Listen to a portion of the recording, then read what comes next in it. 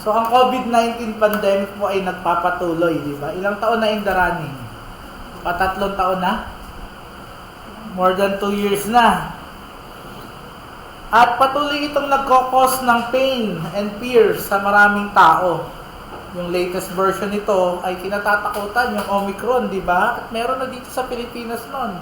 At ito ay talagang nananalasa na sa iba't ibang bansa sa mundo. Alam niyo yung ganitong kaganapan, kagaya ng pandemic, ay nagtataas ng tanong. Sa gitna ng mga dinudulot nitong kapighatian o sufferings, makikita natin yung katotohanan, especially sa text natin pag-aaralan nito, sa panulat ni Paul, na laging actually kung babasahin niyo yung kanyang mga epistles, ay tungkol sa suffering yung theme. Marami doon. His personal suffering, the suffering of the church as a whole. Pero may mga passages sa Bible, kagaya ng pag-aaralan natin ngayon, na talagang tumututok tungkol dito. Una, ipinakikita sa atin na hindi ito hiwalay o lingid sa plano ng Diyos at may ginagawa ang Diyos sa gitna ng mga ganitong kaganapan sa buhay ng kanyang mga hinirang. Basahin po ulit natin yung verse, this time in the ESV, Romans 8:18-39. For I consider that the sufferings of this present time are not worth comparing with the glory that is to be revealed to us. For the creation waits with eager longing for the revealing of the sons of God. For the creation was subjected to futility, not willingly, but because of him who subjected it, in hope that the creation itself will be set free from its bondage to corruption and obtain the freedom of the glory of the children of God. For we know that the whole creation had been groaning together in the pains of childbirth until now. And not only the creation, but we ourselves, who have the first fruits of the Spirit, grown inwardly as we wait eagerly for adoption as sons, the redemption of our bodies. For in the hope we were saved. Now, hope that is seen is not hope. For who hopes for what he sees? But if we hope for what we do not see, we wait for it with patience. Likewise, the Spirit helps us in our weakness. For we do not know what to pray for as we ought, but the Spirit Himself intercedes for us with groanings too deep for words. And He who searches the hearts knows what is the mind of the Spirit, because the Spirit intercedes for the saints according to the will of God. And we know that for those who love God, all things work together for good, for those who are called according to His purpose. For those whom He foreknew, He also predestined to be conformed to the image of His Son, in order that He might be the firstborn among many brothers. And those whom He predestined, He also called. And those whom He called, He also justified. And those whom He justified, He also glorified. What then shall we say to these things? God is for us. If God is for us, who can be against us? He who did not spare His own Son, but gave Him up for us all, how will He not also with Him graciously give us all things? Who shall bring any charge against God's elect? It is God who justifies. Who is to condemn? Christ Jesus is the one who died. More than that, who was raised, who is at the right hand of God, who indeed is interceding for us. Who shall separate us from the love of Christ? Shall tribulation, or distress, or persecution, or famine, or nakedness, or danger, or sword? As it is written, for your sake we are being killed all day long. We are regarded as sheep to be slaughtered. No, in all these things we are more than conquerors through him who loved us. For I am sure that neither death, nor life, nor angels, nor rulers, nor things present, nor things to come, nor powers, nor height, nor depth, nor anything else in all creation shall be able to separate us from the love of God in Christ Jesus our Lord. Praise God for His words. So, we are continuing in our series on the book of Romans. Here we can see Paul continuing in his letter to the first century church in Rome. So, nagpapatuloy si Apostol Pablo sa kanyang sulat sa iglesia sa Roma at sa mga mananampalataya doon noong unang siglo. He is conveying that whatever sufferings believer may experience, they are of little significance when compared with the glory to be revealed on the day of final victory. So, pinapaliwanag niya sa kanila. Kasi, if we know the context of the Church of Rome, ito isa sa mga pinaka-persecuted church. Pag may natural disaster na nangyari, yung mga loko-lokong emperor, Kristiyanong may gawa niyan, hulihin sila at itapon sa mga layon. And many other persecutions.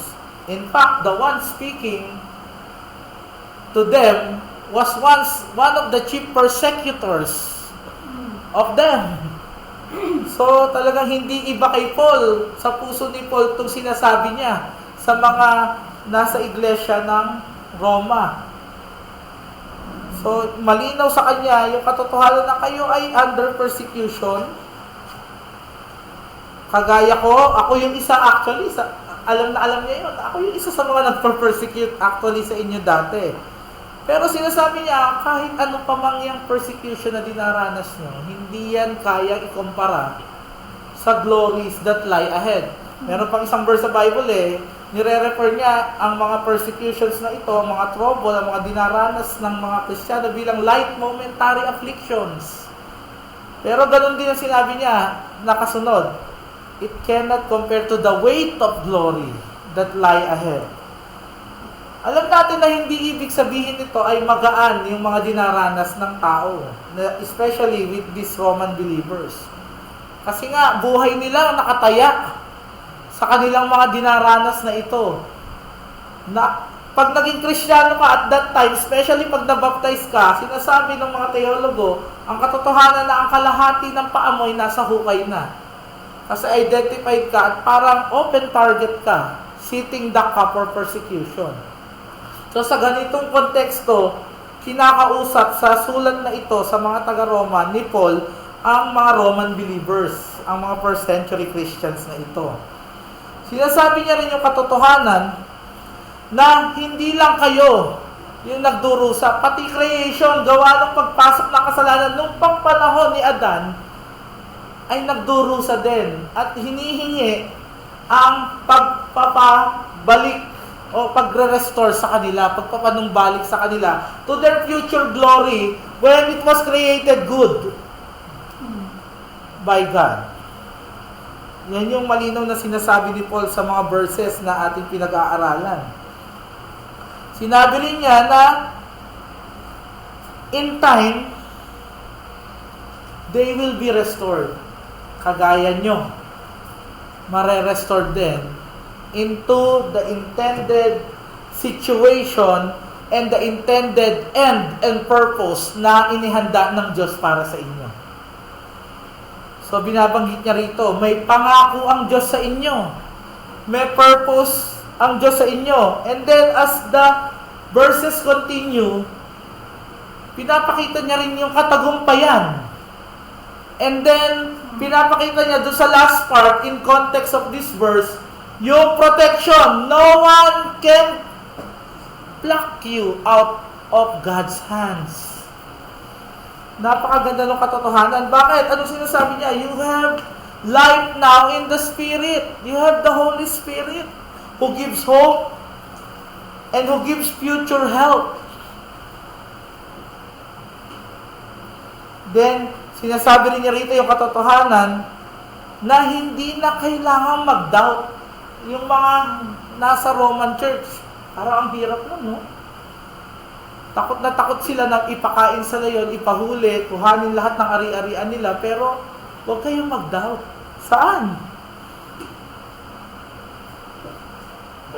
Unang-una, sinabi niya sa mga nangyayari sa inyo.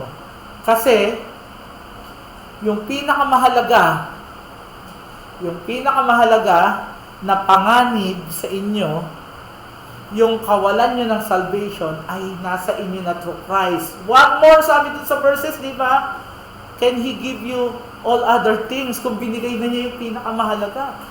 So imagine, ikaw yung Roman believer at that time, aandap-andap yung kalooban mo kasi baka pasukin ka ng mga authorities at kalad ka rin ka dahil ibinintang sa'yo lahat ng mga nangyayaring mga even natural disasters.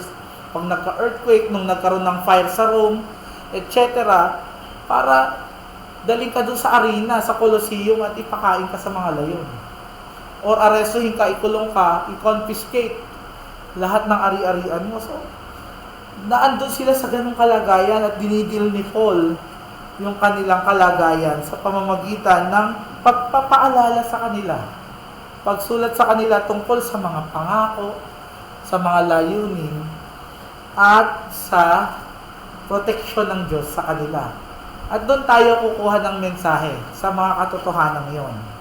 Ito yung mensahe natin sa araw na ito. Believers have a new life based on the promises, purposes, and protection of God. 3 P, parang yung mga anak lang ni Kuya Roland. Diba? Promises, purposes, and protection of God. Ang mga mananampalataya ay may bagong buhay na nababase sa mga pangako, na nakabase sa pangako, sa layunin, at proteksyon o pag-iingat ng Diyos. So from that message, dalawang statement po. From verses 18 to 25, makikita natin yung katotohanan na believers have a new life based on the promises of God. Ang mga mananampalataya ay may bagong buhay base sa mga pangako ng Diyos na nakabase o nakaangkla, base, di ba? O nakaroot, nakaugat. Bigyan ko na siya ng synonyms sa mga pangako ng Diyos.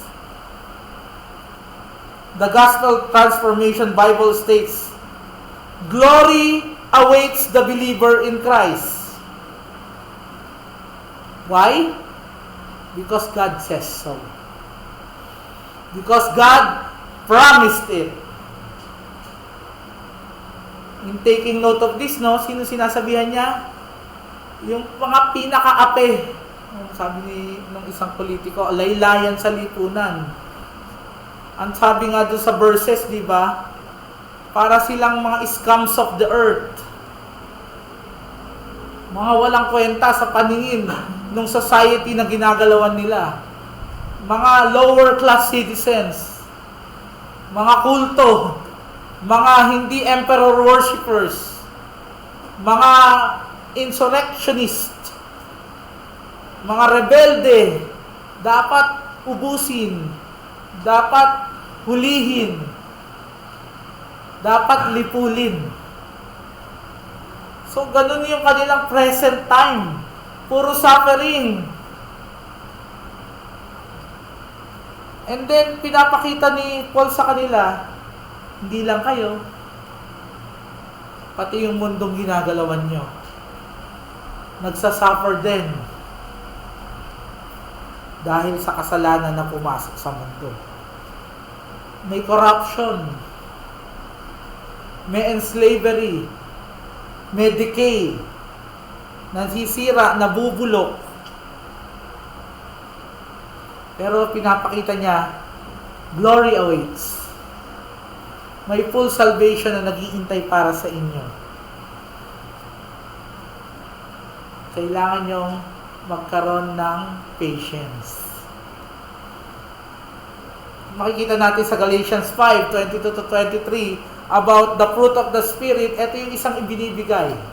Patience.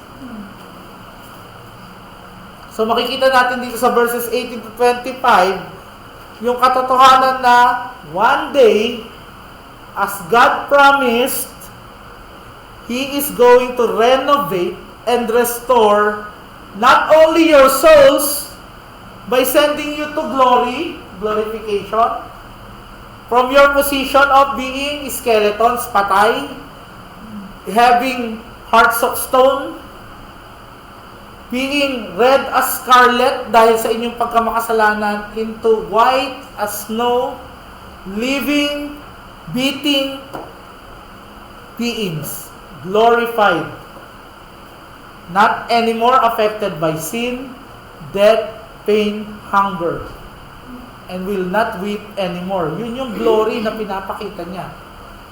And then, based nga last, week, at mga hindi nyo pa naririnig, hindi nyo pa nakikita, hindi nyo pa napapangarap na glories ang nag-iintay sa inyo.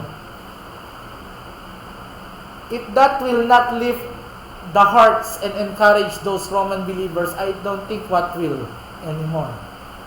Yan yung pinararating sa kanila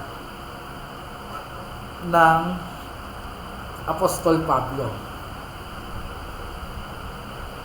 And then, in the timeless principle of the Bible, pinararating sa kanila at pinararating din sa atin yung katotohanan ito. This globe, this earth we live in, will become what it was always meant to be. Eden will be restored. All will be put right. And this time, it's not changeable anymore. It will be imperishable. Yan yung mga words sa Bible. Unchangeable, permanent, incorruptible. Napakagandang katotohanan yung pinaparating niya. Sabi ng ESV Study Bible, the ultimate glory that Christians will receive is so stupendous, kahanga-hanga, amazing, kagila-gilalas, that the sufferings of this present time are insignificant in comparison. Hindi sinasabing hindi mabigat yung sufferings, hindi sinasabing kayang-kaya, o hindi ka iiyak, hindi ka masasaktan. Ang sinasabi lang, kumpara sa nakalaang gloria o biyaya ng kaakibat ng kaligtasan mula kay Kristo, ang mga nag-iintay sa isang Kristiyano, etong mga dinaranas ngayon na mga kabigatan at mga pagdurusa ay magiging insignificant. Why? Sa katotohanan pa lang na lahat ng dinaranas ngayon na sinasabi rito na sufferings are temporary. Temporal.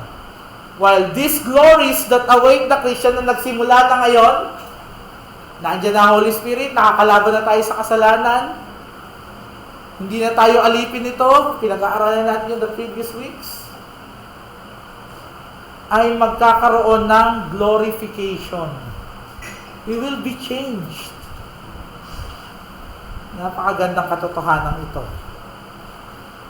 As Christ was resurrected, we will be resurrected. As the thief on the right hand of God will be in paradise that day, we will also end up in paradise and in the new heaven and in the new earth at the second coming of Christ. Napakagandang katotohanan po yun. Ang punto po dito, the believer's new life as a child of God has a firm foundation. What is this foundation? The promises of God from His Word. What better promise keeper than God? Man can promise. Politicians can promise the heaven and the earth to be restored. Wala nang may trabaho para sa lahat. Wala nang corruption, susupuin ng drugs, etc., etc., etc., pero kalimitan napapako. Your girlfriend or your boyfriend can promise you the moon and the stars, but will end up promising you nothing pala. People can fail you with their promises, but this God who promises, as we see in the Bible, is a promise-keeping God. And He has all the power, the capability to do what He promises. Napakagandang katotohanan po yun. And then, He has plans for His children. Mamaya yun sa second point natin. Doon sa book na Pilgrim's Progress, ito yung paglalakbay ni Christian papunta sa Celestial City. Naligaw siya ng landas sa true way. Doon sa isang bypass, parang isang trail, naligaw siya. Napapasok siya doon sa Doubting Castle, na ang may-ari ay isang higante na ang pangalan ay Despair. Itong higanting to, ginugulpi siya lagi. At nagsasuggest sa kanila, pakamatay ka na. Sabi kay Christian, pakamatay ka na. Mamamatay ka rin lang naman, hindi ka na makakatakas dito. Kasama niya doon si Hopeful. Nag-pray sila. Then, na-realize ni Christian yung katotohanan. Nasa kanya pala yung susi para makalabas sa Castle of Despair. Ang susing ito, ang pangalan, Promise. Using this key, they finally opened the door and escaped. That's what we have, mga kapatid. Sa dinami-dami ng pagdurusa na hinaharap natin sa buhay natin, hindi na natin maintindihan yung nangyayari sa atin, sa paligid natin. Kailan ba magtatapos ng pandemic na to? Anong nangyayari sa buhay ko ngayon? Bakit gusto kong bumait, di ko magawa? Bakit patuloy akong pagkakasala? Bakit may namamatay, nagkakasakit sa palibot ko? Bakit ako may sakit? And all other trials and tribulations that we experience in this life, that is what we always have. And let us remember that we have the promise of glories that lie ahead because of our union with Christ. And no one can take away this key from us. May we be found by God opening the door so that we will not escape our suffering, but we will persevere and endure amidst the suffering na dinaranas natin because of the promises of God. So how do we apply this truth?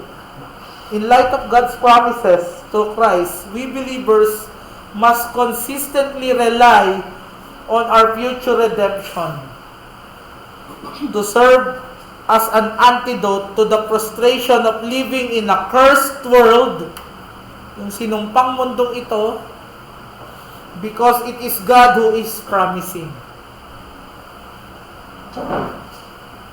Ang Panginoon ang nangangako, hindi tao. And it will never fail. Having a new life with all its promises, we believers must not harbor a sense of shame and hopelessness, a guilty conscience about things for which we have been forgiven of. Kung nagkakasala kang patuloy, go to God directly and ask for forgiveness kasi ama mo na. Yung hinihingan mo ng tawad, hindi na judge. And He will not condemn you, di ba? Last week, there is now no condemnation to those who are in Christ. Hindi po si Hudson Taylor, yung founder ng China Inland Missions, true story po to. In early years, nung sa mga kauna-unahang taon ng kanyang ministeryo, yung sponsor niya, yung Chinese Evangelization Society, ay hindi masuportahan silang mga missionaries. Nag-resign to si Hudson Taylor. At dun sa pagpapatuloy ng pagsaserve niya doon, ang ginawa niya, nag-rely lang siya sa promise ng provision ng Panginoon sa kanyang mga tao. Walang kasigurunan. Hindi nga kaya siyang suportahan eh. Pero, nagpatuloy siya with that mindset, and armed with that truth, the promise of provision of God. Alam niyo, hindi lang na-fulfill niya yung mission niya sa China. 800 missionaries ang nadala niya papasok sa China. Nag-start yung mga missionaries niya ng 125 schools. At yung motto niya, God's work done in God's way will never lack God's supply. Nakafocus siya sa pangako ng Diyos. At naniniwala siya na ang Diyos ay hindi napapako sa kanyang mga pangako. Namamatagpuan tayo na nagtatapat sa bagay nito. Pangalawang statement, believers have a new life based on the purposes of God. Sa verses 26 to 30, makikita natin yung katotohanan ng layunin ng Diyos para sa mga mananampalataya. Let us take note. Sa panulat ni Paul, ang mga benepisyo ng gospel ay ipinapakita niya rito. Sa verse 26, Spirit's intercession. Ang pagtulong o pamamagitan ng banal na spirito sa buhay ng mananampalataya. Sa verse 27, combined with God's omniscience. Yun yung maganda, di ba? Hindi mo maintindihan yung nangyayari, pero alam mo na maalam sa lahat yung may ibang layunin para sa iyo na hindi mo man maintindihan. God's omnipotence, sinasabi niya ito sa mga taga-Romans, all-powerful, all things. Sabi dun sa verse 28, and the full unbroken succession of God's saving acts to the believer are assured of their eternal security and consequently can be conformed to the image of God's Son sa 29 to 30. So, pinapakita niya rito yung mga layunin ng Diyos. Unang-una, pinapakita niya na yung purposes ko sa inyo magaganap, secure to.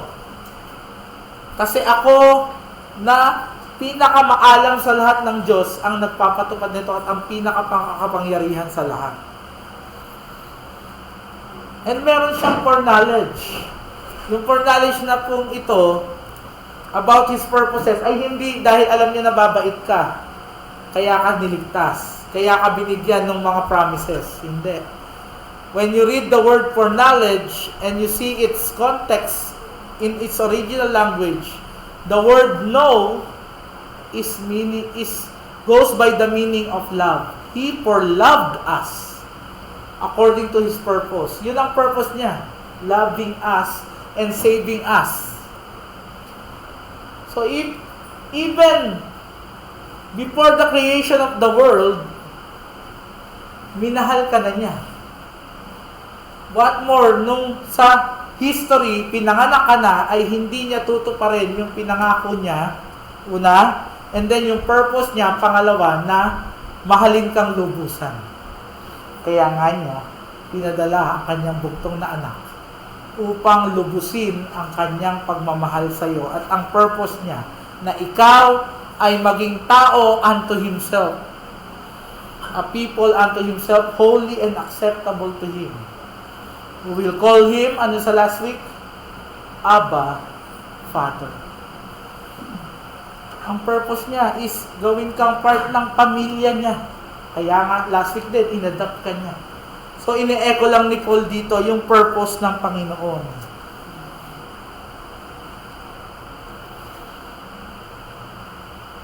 Ang punto po dito, as a child of God, the believer will ultimately realize God's purposes of conforming believers to the image of Jesus Christ. How? Paano natin makikita yung purpose ng Panginoon? Through His Word.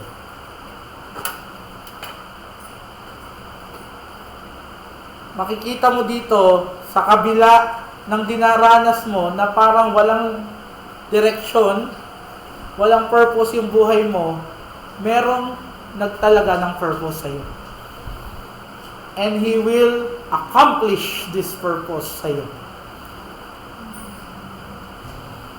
And ang linaw sa mga verses kung ano yung purpose ng Panginoon. Yung word na nag-e-encapsulate o nag-e-explain ng purpose niya ay yung word na good. Imagine, isa kang Roman, no? Nung panahon ni Paul. Dadaling ka na doon sa layon, ipakakain ka na. Then, mareremind ka, God has a good purpose. Kung ang isip ng taga-Roman church na yon ay hindi sa glory after ipakain sa layon, kaawa-awa siya. Punong-puno ng lagim yung pagpunta niya doon sa layon. But then, God's purpose is glorious for a believer. Napakagandang katotohanan, di ba? Sa panulat ni Paul. So, ang punto dito, as a child of God, the believer will ultimately realize this truth. Ang purpose niya sa atin is to live holy lives as part of His family with a glorious future. Kaya ba ipangako yun ng kahit sino sa mundong ito? Hindi lang glorious future, eternal future. Glorious future na will last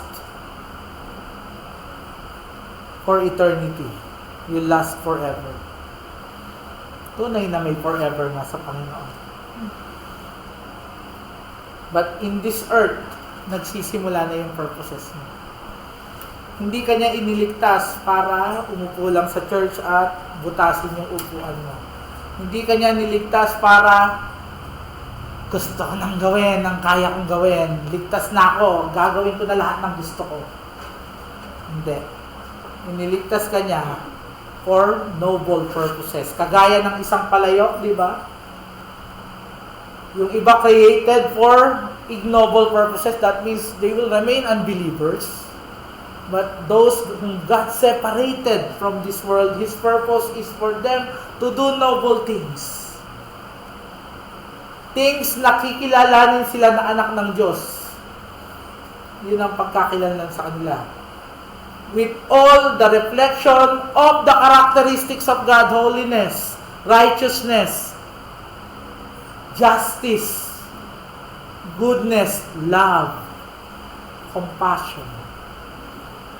As a quick challenge to all of you, are you living this kind of life? Are you reflecting God's purpose in your life? May He find us faithful, and if not, may He find us repenting and asking forgiveness to a Father who will readily forgive us our sins on the merit of what Christ has done on the cross for us. Nung nag-snorkeling kami kahapon sa Batangas, marami kaming nakitang crown of thorns. Yun ay isang klase ng starfish na mahilig mangain. Ang ginagawa lang niya sa buhay niya, kainin yung mga magagandang corals. In fact, yung mga kapatid nga daw ni Ana, a few years ago, pinapatay talaga nila yung mga starfish na to. Kasi ayaw nilang masira yung coral. Then my wife researched, anong purpose na itong starfish na to? Pumapatay lang to ng mga coral. Yun pala, yung starfish na to, ang purpose niya, at ang paborito niyang kainin, yung pinaka-mabibilis na lumaking coral. Sa pamamagitan ng starfish na to, na kumakain ng mabibilis kumain ng coral, yung mga mababagal na coral, hindi sila natatakpan. at nakakalago din sila at lumalaki din sila. What is the purpose of sin, of suffering in your lives? Para ba patayin ka? Para ba pahirapan ka? Kasi yun ang nararanasan ng marami, lalo na sa trial ng pandemic ngayon. Ilang pinsan ko namatay na, ilan pamilya sa mga mahal ko sa buhay, mga kaibigan nagkasakit. Anong purpose nun?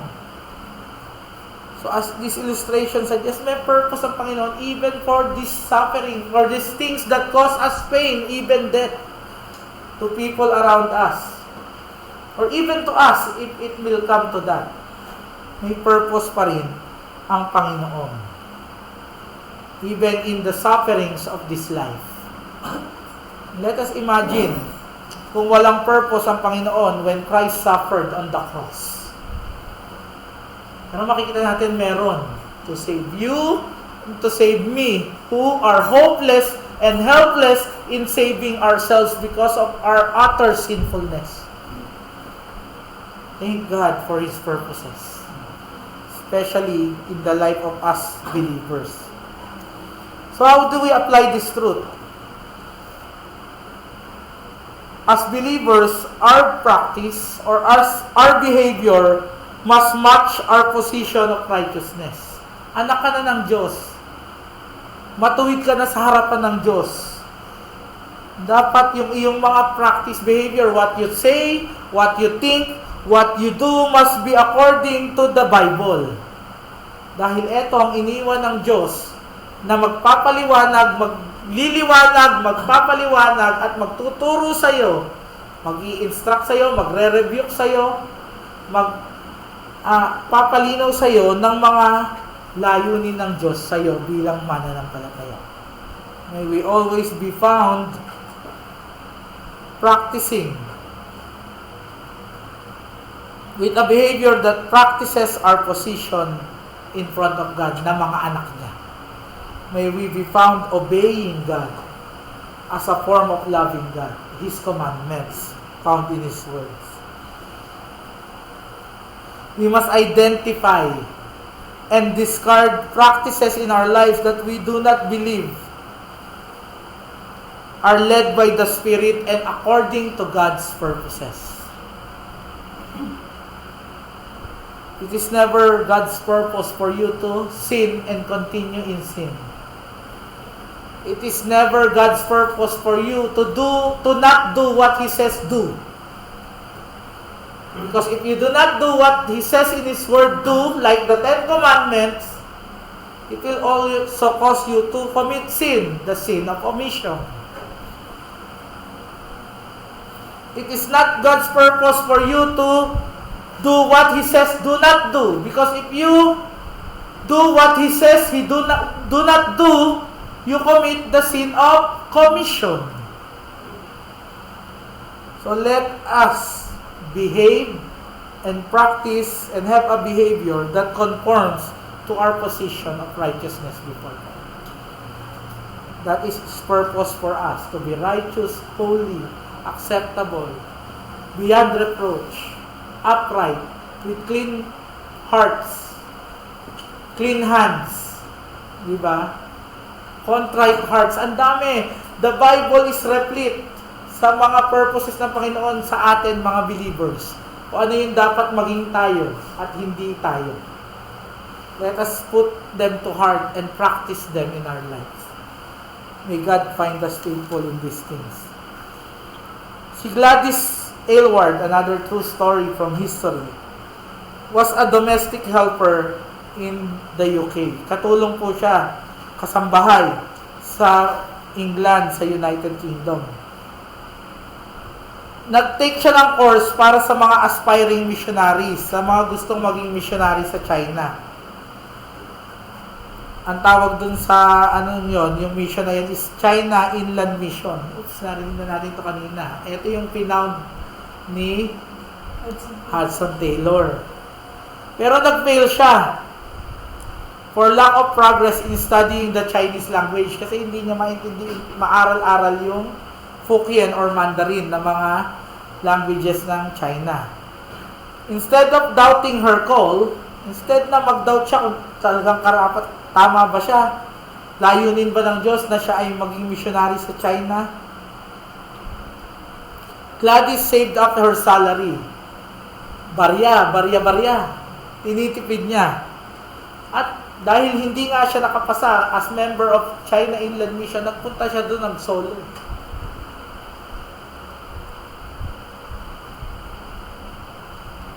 At doon, nakilala niya yung isa pang missionary. Na kasama yung missionary yon, inopen nila yung Inn of the Eighth Happiness. Ano po yun? Doon sa lugar na yon, pag may bumibisita, patuluyan, di ba? May bumibisita, sineshare nila yung gospel. Then,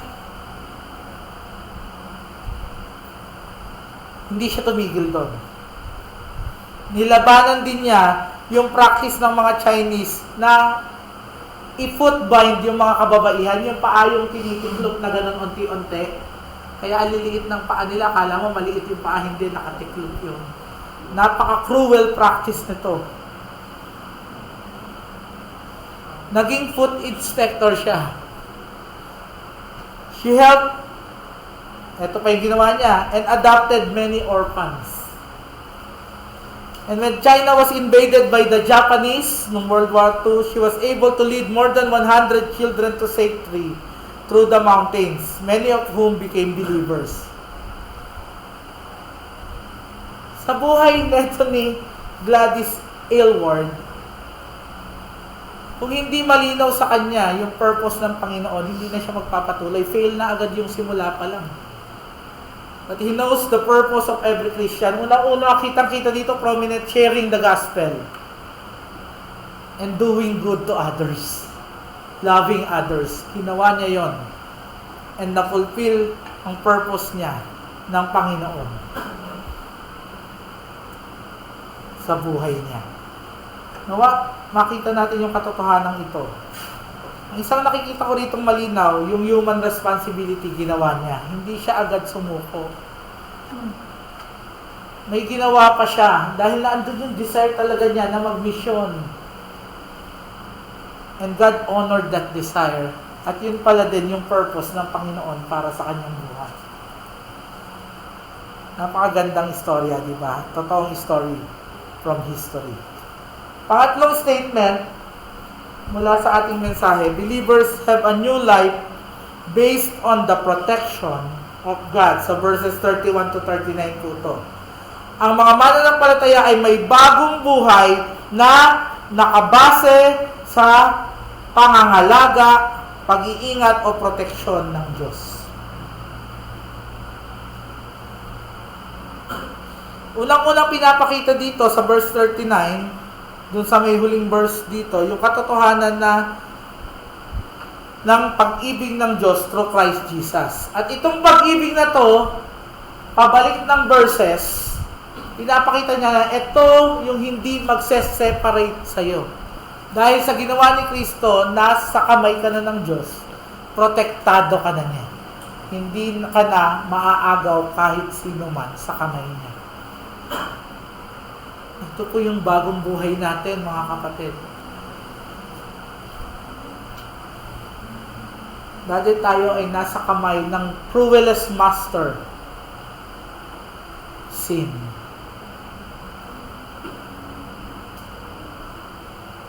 Dati tayo ay nasa pamilya ni Satanas, your father, the devil. Dati tayo ay nasa kaawa-awang sitwasyon na alipin ng sarili nating pagkamakasalanan. Na lahat ng ating ginagawa na pagkakasala ay nagpapatong-patong-patong at walang reprieve, walang solusyon, walang pagbabagong nagaganap kung hindi lumalala pa ng lumalala. Pero sabi ni Paul dito sa mga taga-Romano, lahat ng ito, yung accuser na si Satan, yung circumstances nyo, wala na yan. Hindi na ulit mangyayari sa inyo yan. Hindi na kayo pupuntang impyerno, unang-una. Pero malinaw dito hindi sinasabing hindi na kayo magkakasala ever. Hindi na kayo magsasuffer ever. Maling-maling katuruan yan Lalo na sa mga prosperity gospel. Na dinedepict ang Christian life na all blessings. So, paano pag nangyari yung matinding tribulation? Paano pag namatay yung kapamilya mo sa COVID? Paano kung nawalan ka ng trabaho, ikaw yung breadwinner ng family mo? Paano kung nagkasakit ka ng matindi? Paano kung et cetera na pwedeng mangyari sa iyo na suffering? Ang protection po ng Panginoon, unang-una, ay dun sa pinaka-threat sa isang tao.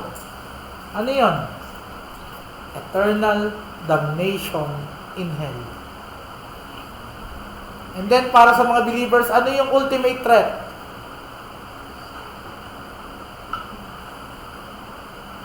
Disobedience. Continued falling into sin. Separation from God. We are protected from that as believers. Yun yung sinasabi niya sa kanila. There is now, parang no one can pluck you out of His hands. Ang linaw-linaw yun na sinasabi ni Paul. Paul makes the testimony of the psalmist sa verse 36. Basahin po natin yon. Kinuha niya to as reference sa Psalm. Basahin natin yung verse 36 ng ating chapter.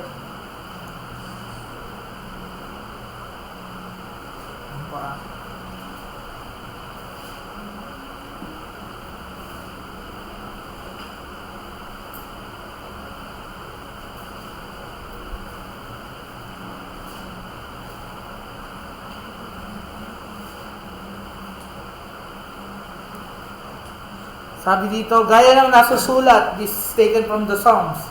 Dahil sa inyo, kami pinapatay sa buong araw. Kami ay tinuturing na mga tupa sa katayan. Ito yung mga sufferings. This is pertaining to the sufferings of the saints.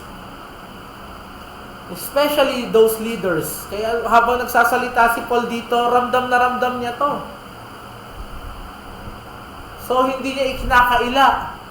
Kasi sabi niya, di ba, sa ibang verses pa, para siyang, ipino-pour out na sacrifice. Ibinubuhos na handog. Tapos sabi mo sa verses, parang tupa na dadalhin sa katayan. So, napakalinaw na, nasa iyo yung protection ng eternal life, pero hindi yung sinasabi ng prosperity gospel at kung ano pa mang maling katuruan na protektado ka na rin sa mga suffering ng mundong ito. Pwede mo pa kang ikamatay But your soul is protected fully and absolutely because of what Christ did on the cross. That's what you tell to unbelievers anywhere. Unless you are in Christ, you're not protected. You have no protection for your soul. At yun yung pinakamahalaga na dapat magkaroon ka ng protection. And then as believers, you tell your fellow believers, may protection ka na nanggagaling sa Panginoon. Huwag kang palinlang sa makasalanan mong laman, sa mapaglinlang mong puso at sa kaaway na parang mamuhay ka pa rin, na parang dinadoubt yung kakayahan ng Panginoon sa buhay mo. When you encounter suffering, mas mabilis ka pang tumiklop kaysa sa unbeliever. Mas mabilis ka pang mag-doubt. Mas mabilis ka pang bumigay. Remember who you are in Christ. Sabi sa verse, diba? You are victorious.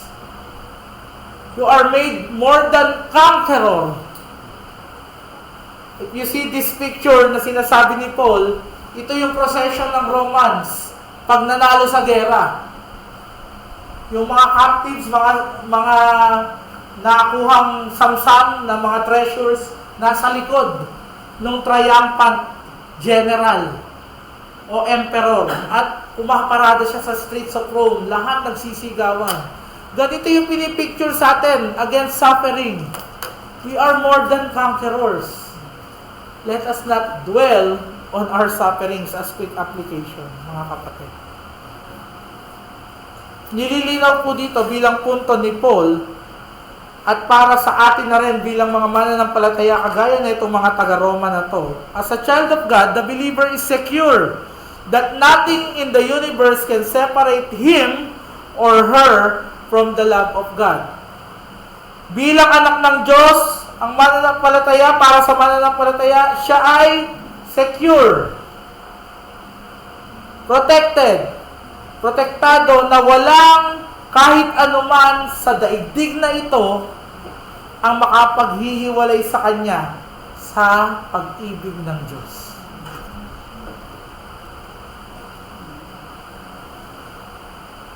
Alam niyo po, kung familiar kayo sa bansang Israel ngayon, siya ay nasa gitna ng mga Islamic countries na galit siya sa kanya.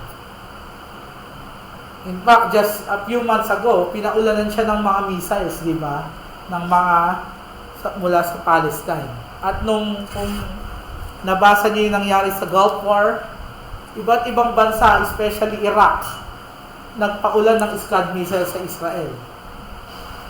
Ang kaaway Kuwait, ang pinaulanan ng missile, Israel.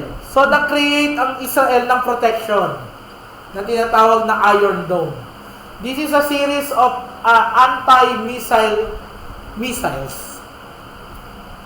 Anti-missile na nakapalibot sa bansa nila para tuwing merong mga magpapakawala ng missile para bombahin sila ay na wawasak iyon sa air pa lang. And it is the most advanced anti-missile system in the world.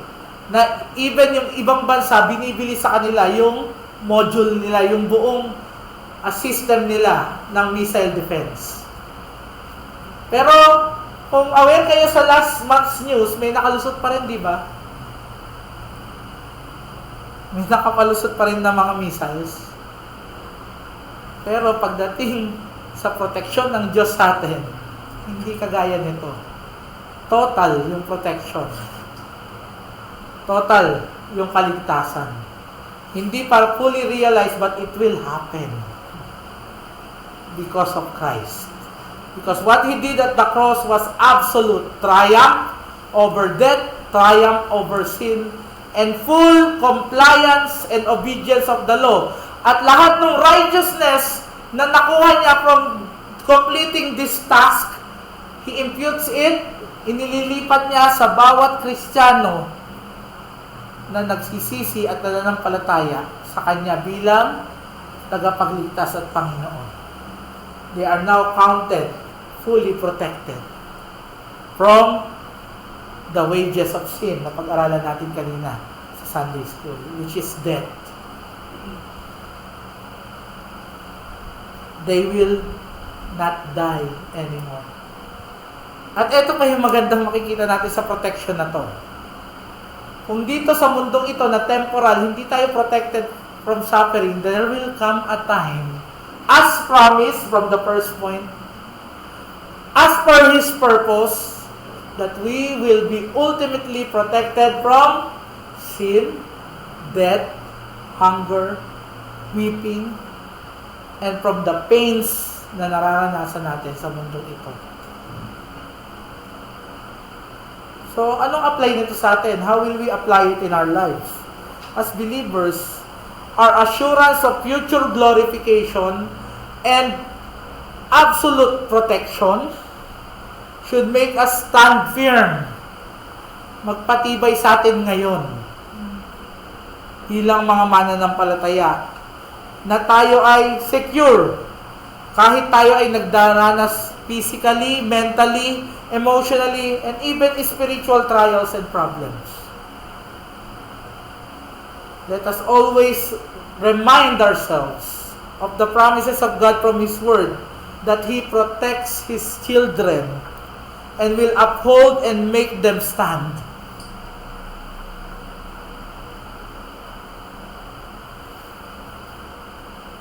Tanging ang Panginoon ang makakapagpatayo sa atin in this world na punong-puno ng sufferings.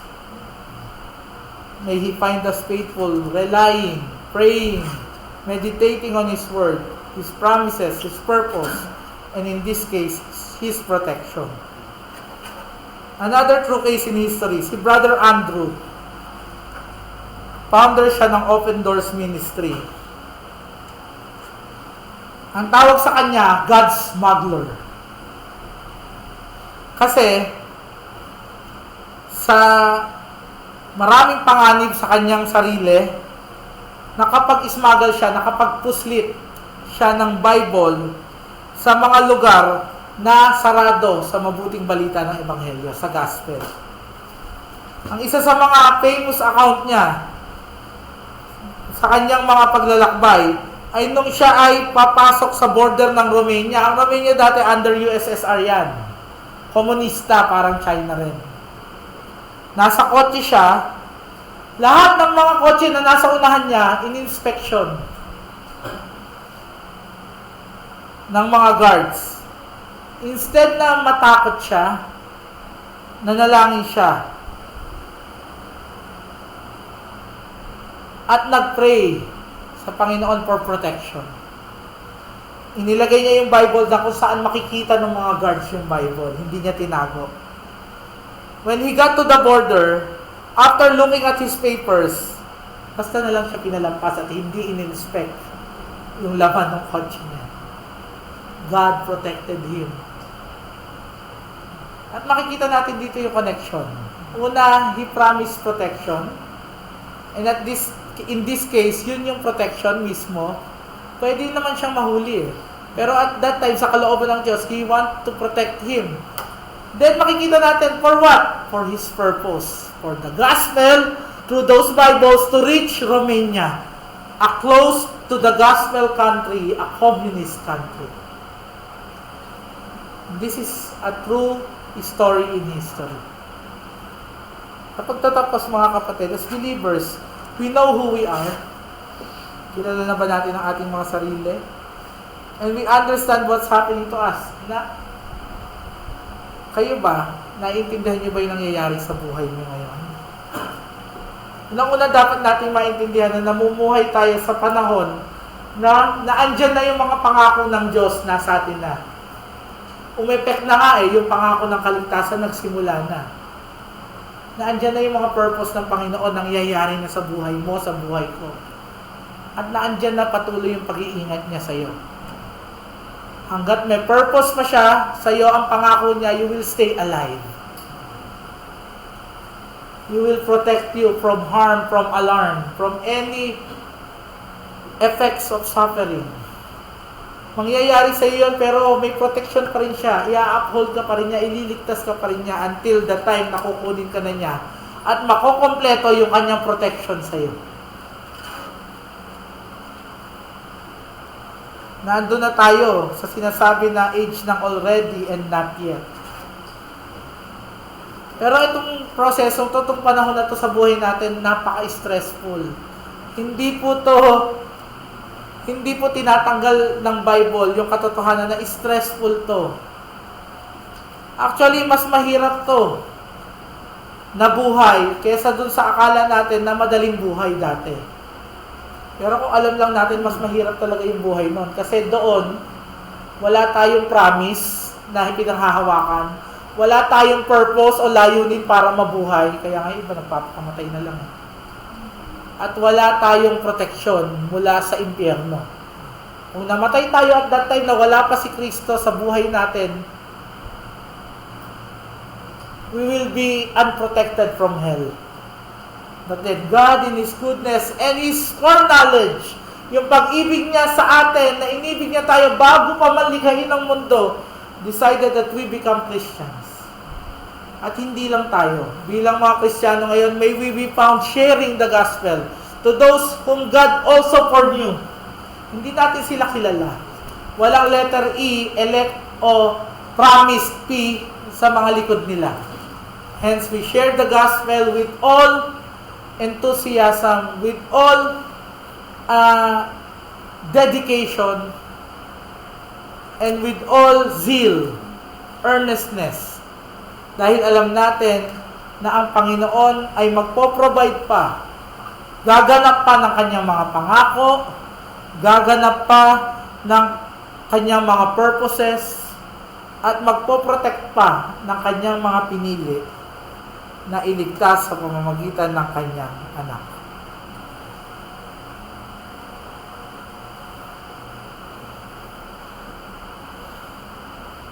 Alam niyo po, sa bawat nangyayari sa mundong ito, kasama yung introduction natin na pandemic, ito po ay hindi labas sa kapangyarihan, sa kaalaman, at sa mga plano ng Diyos. Nawa matagpuan tayo na laging tumitingin kay Kristo. Makita natin na yung pinaka mahalagang pangako, yung pinaka mahalagang purpose, yung pinaka matinding proteksyon para sa isang tao ay nakamtan na natin dahil kay Kristo. At nawa makapamuhay tayo ng naaayon sa kaligtasan na pinagkaloob niya. Manalangin po tayo. Maraming salamat, Panginoon, na sa pamamagitan ni Kristo, ang pinakamahalagang pangako po ay tinupad mo na at patuloy na tinutupad hanggang sa pagbalik niya. Maraming salamat na ang pinakamahalagang layunin mo sa pagdadala mo sa iyong anak ay tinupad mo na para sa amin na iyong mga pinili bago pa man likhain ng mundo na mahalin at iligtas. Maraming salamat dahil ang proteksyon na dulot ng ginawa ni Kristo sa krus ng Kalbaryo para sa aming mga mananampalataya ay panghabang panahon at hindi kailanman maaalis sa aming mga buhay. Dahil kami ay safe and secure na sa iyong mga kamay, sa iyong pag-iingat. Nawa nga po, Panginoon, turuan mo rin kami na ibahagi ang katotohanan ng Ebanghelyo na nagbibigay ng pangako ng layunin at proteksyon ng Diyos sa mga makasalanan na aming nakakasalamuha sa mundo ito. Be with us, Lord, in the application of this na naaayon sa iyong kalooban. In Christ's name we pray. Amen.